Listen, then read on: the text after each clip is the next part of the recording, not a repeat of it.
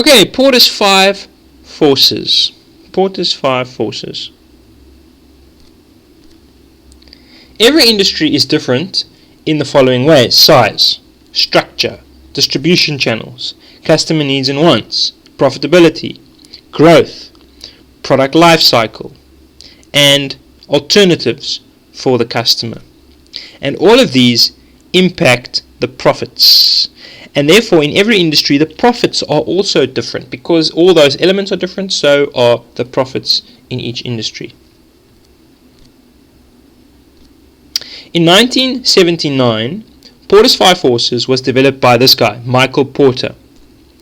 He's a professor at the Institute of Strategy and Competitiveness at the Harvard Business School in America.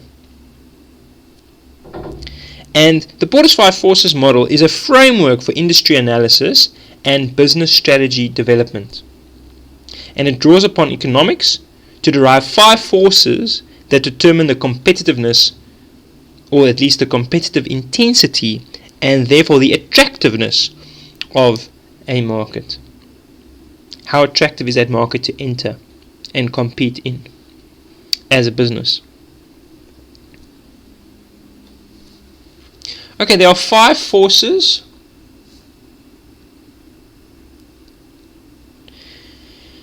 Firstly, you have the threat of entry from new competitors. That's the first force. Then there's the threat of substitute products, the bargaining power of buyers, the bargaining power of suppliers, and lastly, the rivalry between existing direct competitors. And a good way to remember it is by remembering those 5 words: entry, substitute, buyers, suppliers, and rivalry.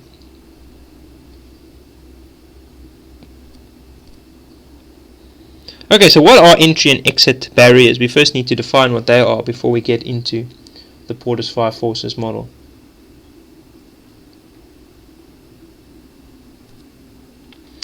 A barrier to entry is something that blocks or impedes the ability of a company to enter a market.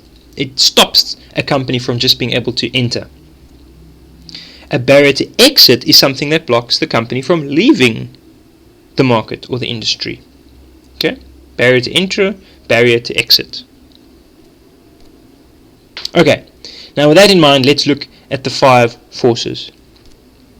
Firstly, we have the threat of new entrants. The threat of new entrants.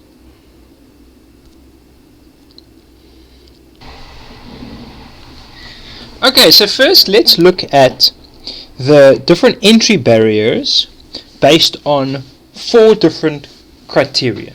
So on the left we have attractiveness, we have entering, and we have exiting, and then we have an example. So obviously the first column is high entry barriers and low exit barriers. Okay? So remember, entry barriers and exit barriers is what determines the entry of new competitors. If the entry barriers are high and the exit barriers are low, it's very good. Because that means that it's not easy for competitors to enter. But if you want to get out, then it's fine. Then it's easy. So as a company, you want to enter into a market that's not easy to enter. Why? Because you don't want many other competitors to enter in. Once you're in, you don't want many others to enter in. So you don't mind spending a lot of money and time and effort to enter, but then you want to be sure that not many other competitors can enter. And then also, if you want to get out easily, you don't want to sickle. You want to be able to get out of that industry. So that's the best one, is high entry barriers and low exit barriers, because it's difficult for others to get in, but it's easy for you to get out. Okay, so the attractiveness is that it has high profit potential. It's the most attractive. Entering is difficult or expensive, and obviously it's easy to exit. Like the soft drink market, it's very difficult to enter the soft drink market because it's got so many well-established brands. But it's easy to exit. Exit meaning you can easily sell your bottling plants, because there are many companies who sell, and bottle cool drinks. You could just sell your equipment to them. Okay, that's what it means to exit, to sell all your equipment and your assets and get your money out. Okay, then we have high entry barriers and high exit barriers. This is the second most lucrative one. It also has a high profit potential because there's not many. Remember, when there's lots of competitors in a market, it lowers the profit potential in that market. So if you have high entry barriers, it's difficult for competitors to enter, which means that there's more profits to go around. Okay, it's higher risk because of the higher exit barriers. So if things don't go well in that market, how are you going to get out? It's very difficult to get out, and which means you might have to stay in that market and fight it out. Okay, so if there's companies that have poor performance, like in the cell phone industry, they have to stay and fight it out. Like in the cell phone industry, network providers, it's expensive to get into the cell phone service provider, network provider industry, because you have to buy all the towers that get set up, all the towers for running the cell phone industry, the communication towers. That's expensive. And then when you want to get out, who do you sell it to? Right? Because everyone's got their own towers. No one's really going to buy it. So that's a bit of a risky business, which means that if you are struggling in that market, you'll often try to fight it out because you can't just leave. Then we have low entry and low exit barriers. Profit returns are stable but low because so many people can enter in. It's a low entry barrier. It means there's lots of competitors. It's easy to enter and easy to leave, like a video shop. Setting up a video shop is easy, but you can also just quickly sell it and sell your videos to another video shop and then exit the market. That's why there are so many video shops, although now they're all closing down, of course, because of the internet. And then lastly, which is the worst type of situation, is low entry barriers and high exit barriers. Like the wine industry. It's easy to enter, to buy a farm and set up a wine farm, but then when you want to sell, not so easy to sell because not everyone's in the market for buying a wine farm, and it's very specific. You put all that money into grapes, wine grapes specifically. You can't just sell those grapes as eating grapes because they're specifically for wine, for making wine. So you have to sell it to someone who's going to make wine, and there there are many different wine farms trying to make wine. If you go to any Pick and Pay liquor or any liquor store, you'll see how many different brands of wine there are, and they're all trying to compete with one another because they can't get out of their industry. Okay, so those are the 4 different examples, or the 4 different types of industry structures when it comes to the threat of new entrants. Okay, so when entry barriers are low, the market can become overcrowded, like I've said. And this harms the potential, or the profit potential, for everyone. And customers have become more powerful because they have so many different companies to choose from. And so they can demand better service. Or they can just leave and they can go to find their products from another company.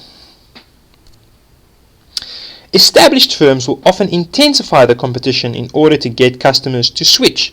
So to switch to them, like Cell C has intensified their competition, right, in order to get customers to switch to them. Now, the seriousness of the threat of entering a new market depends on the height of the entry barriers, like I've shared. They are created by many factors. So, some typical entry barriers are what we call economies of scale, and that picture there is a good example of economies of scale.